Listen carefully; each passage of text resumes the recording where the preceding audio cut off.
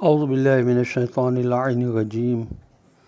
الحمد للہ رب العالمین والصلاة والسلام علی اشرف الانبیاء والمرسلین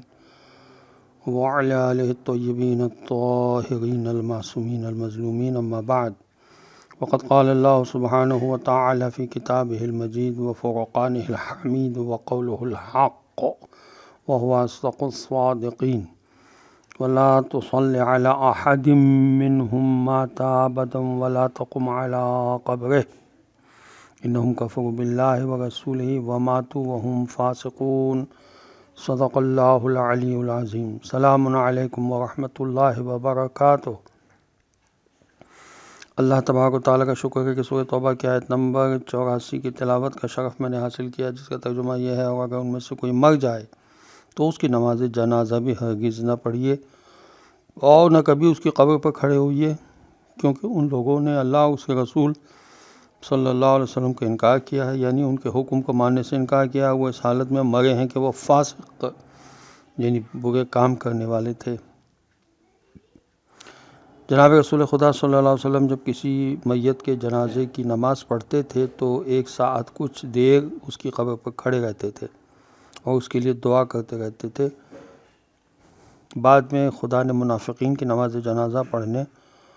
اور ان کی قبر پر کھڑے ہو کر ان کے لیے دعائے مغفرت کرنے کی ممانعت فرما دی، اور اس کے 2 سبب بتلائے. پہلا سبب یہ تھا کہ انہم کفروا باللہ ورسولہ، انہوں نے اللہ اور اس کے رسول صلی اللہ علیہ وسلم کو دل سے ماننے سے انکار کیا، اور دوسرا یہ کہ وہ ہم فاسقون، اور وہ اس حالت میں مر گئے وہ خدا کے نافرمان تھے. یہ تفسیر صافی میں بھی لکھا ہے اور تفسیر مجموع البیان میں بھی. تفسیر جلالین میں اس آیت کے ذیل میں لکھا ہے کہ عام روایت تو یہ ہے کہ جناب رسول خدا صلی اللہ علیہ وسلم نے مشہور منافق ابی بن کعب کی نماز جنازہ پڑھائی تھی، اس پر یہ آیت اتری.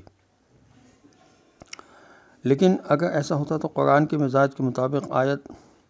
عفی اللہ عنک یعنی اللہ آپ کو معاف کرے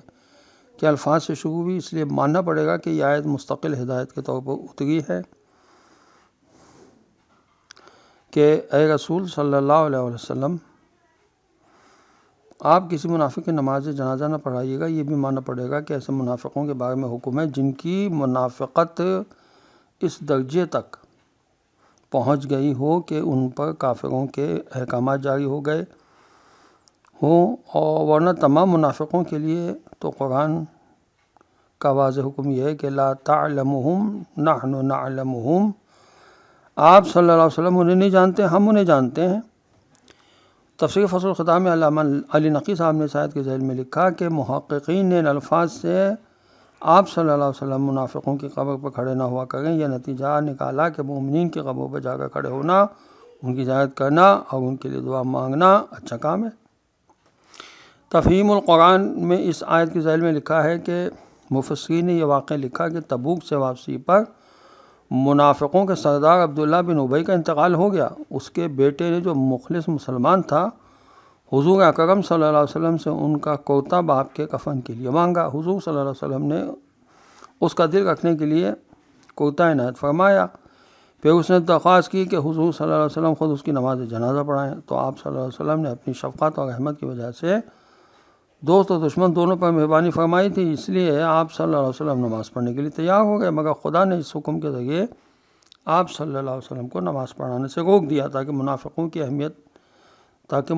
کی ہمت افزائی نہ ہو. علامہ تھانوی نے لکھا ہے اس آیت کے ذیل میں کہ قبر پر کھڑے ہونے سے مراد مردے کی تعظیم کے لیے یا اہتمام دفن کے لیے کھڑا ہونا ہے، یا دفن کے بعد بغرض زیارت قبر کھڑا ہوا ہے، یا دفن کے بعد بغرض زیارت قبر